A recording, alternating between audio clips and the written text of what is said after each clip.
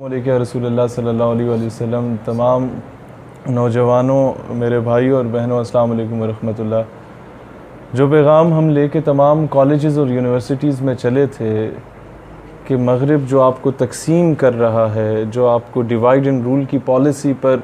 آپ لوگوں کو شکست دینے کی کوشش کر رہا ہے، تو اس کا وہ 1 پوائنٹ ایجنڈا ہے، وہ فاقہ کش کے موت سے ڈرتا نہیں ذرا، روح محمد اس کے بدن سے نکال دو۔ تو آج میں نے جب ساری زندگی حضرت اقبال رحمۃ اللہ علیہ کو اگر کچھ سمجھنے کی کوشش کی، اور I asked him a question کہ حضرت آپ مجھے ایک جملے میں بتا دیجئے کہ امت کا جو بکھرا ہوا شیرازہ ہے اسے کس طرح ایک پلیٹ فارم پہ اکٹھا کیا جا سکتا ہے، تو مجھے وہ ایک لائن میں جو جواب ملتا ہے وہ یہ ملتا ہے کہ the power that can blow the dead body of Ummah is Islam and all that Islam lies in عشق رسول علیہ الصلوۃ والسلام، کہ وہ قوت جو مسلمانوں کے مردہ ضمیر کو جھنجھوڑ کے زندہ کر سکتی ہے، اس قوت کا نام اسلام ہے، اور سارے کا سارا اسلام اگر کچھ ہے تو فقط عشق رسول علیہ الصلوۃ والسلام ہے۔ ہم سے ابھی آپ بہتر جانتے ہیں کہ ہمارے پاس تمام پولیٹیکل اور ریلیجیس آرگنائزیشنز کی جو یوتھ ونگز ہیں ان کی لیڈرشپ کا الائنس ہے۔ اب اکثر لوگ پوچھتے ہیں کہ آپ لوگوں کا جھکاؤ بابا جی کی طرف کیوں ہے؟ میں تو ان کی موجودگی میں بھی یہی جواب دوں گا کہ اگر کل بلاول ناموس رسالت کے لیے آ جائے تو ہم اس کے ساتھ ہو جائیں، کیوں نہیں آتے؟ آپ ذاتی مفادات کے لیے نکل سکتے ہیں تو حضور کی عزت و ناموس کے لیے نہیں نکل سکتے۔ تو the one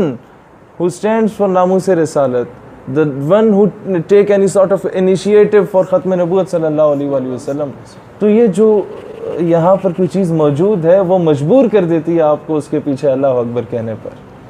تو آج میری تمام نوجوانوں سے درخواست ہے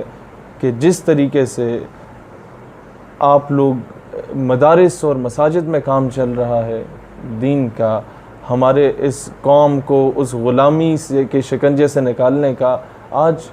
اتنی ہی بلکہ اس سے زیادہ ضرورت ہے تعلیمی اداروں میں، کالجز اور یونیورسٹیز میں جا کے اسلام اور پاکستان کا پیغام دینا اور نظریہ پاکستان کا دفاع کرنا۔ یہ پروفیسر ہود بائے ٹائپ کے یا جتنے آسمہ جہانگیر کی ناجائز اولادیں، ایسے لوگوں کا کاؤنٹر نیریٹو ہم لوگوں نے دینا ہے، اور اسی وجہ سے ہم یہاں ان سے دعا لینے آئے ہیں کہ جو کام آپ کر رہے ہیں اللہ تعالیٰ وہ جرت، ہمت، استقامت ہم لوگوں کو بھی عطا کرے کہ 150 پونے 200 دن جیل میں رہنے کے بعد بھی وہی تر و تازہ چہرہ، وہی جذبہ، وہی حوصلہ بلند، اللہ تعالیٰ ہمیں بھی ایسا ثابت قدمی عطا کرے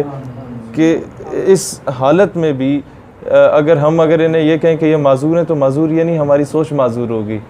اللہ تعالیٰ نے ان سے جو کام لیا ہے کہ ایک بہت سمپل سی بات ہے کہ آپ ان کے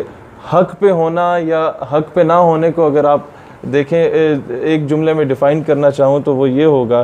کہ جب یہ گرفتار ہوئے تو گریٹ ولڈرز نے جشن منایا تھا اور کہا تھا کہ I would like to appreciate the government of Pakistan, کہ میں انہیں شاباشی دینا چاہتا ہوں کہ آپ نے ایسے شخص کو گرفتار کیا۔ اس بندے نے جشن منایا جو کہ گستاخانہ خاکے ہالینڈ میں شائع کر رہا تھا، اور آج جب یہ رہا ہوتے ہیں تو اسی کے پسینے چھوٹ رہے ہوتے ہیں۔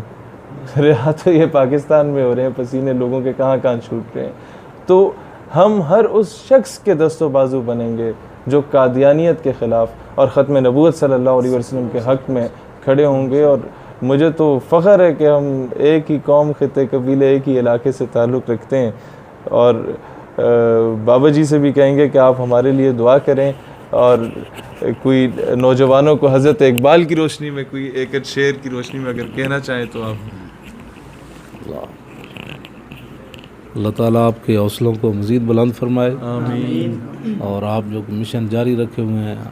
اس مشن کے لیے سارے نوجوان آپ کے ساتھ کھڑے ہو جائیں، اور پاکستان کا مستقبل انشاءاللہ پہلے بھی روشن ہے، مزید روشن ہو جائے گا۔ اور آپ نے جو بات کی ہے وہی اقبال نے کہا، زاں کے ملت را حیات از عشق اوست اور برگو ساز کائنات از عشق اوست۔ اقبال کہتا ہے امت مسلمہ اگر دوبارہ اپنا وقار بحال کرنا چاہتی ہے تو اس کا ایک ہی ذریعہ ہے کہ وہ اپنے دلوں کے اندر عشق رسول پیدا کرے۔ ہاں جی، بس یہی پیغام ہے اقبال کا،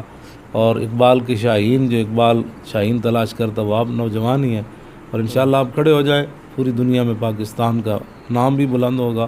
اور دنیا دیکھے گی کہ وہ حضور کا غلام آ رہا ہے۔ واہ واہ، اللہ آپ کو آباد رکھے، اللہ آپ کا سایہ ہم پہ آباد رکھے، پاکستان ہمیشہ زندہ باد۔